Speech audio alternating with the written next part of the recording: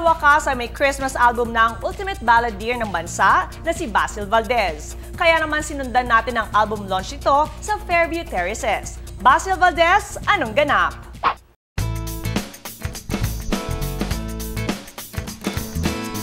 Hi, I'm Basil Valdez and we are here at the Terraces Fairview, Ayala Mall, and I'm here to launch my very first Christmas album.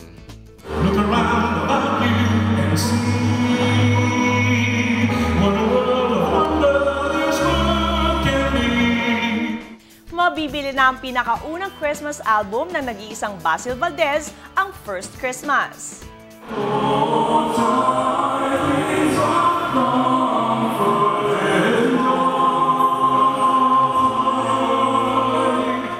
Okay, this album is my very first kasi nung bata ako when I was in grade school.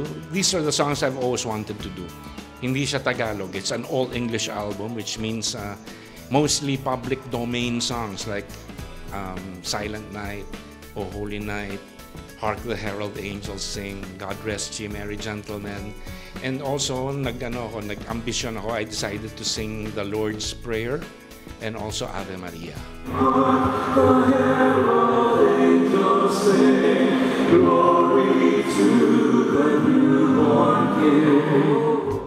Wala pa ring kupas ang tinig ni Basil na paborito nating mga Pilipino.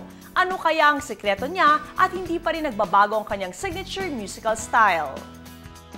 My voice is a gift from the Lord. Yung very, very simply said, it's a gift from the Lord God Almighty. And as long as I have the voice, I'd like to be able to record. And as long as there are people who would want to listen to the songs that I record, I'd still keep on going.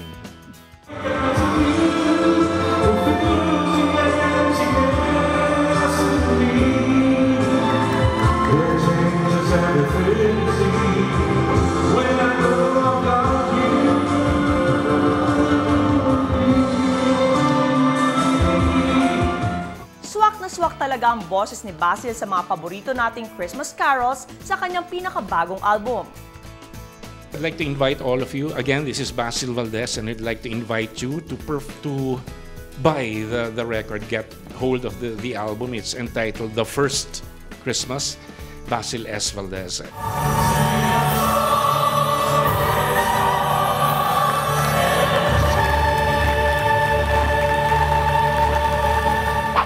Sa ganda ng Christmas album na nag-iisang Basil Valdez, siguradong magiging collector's item ito.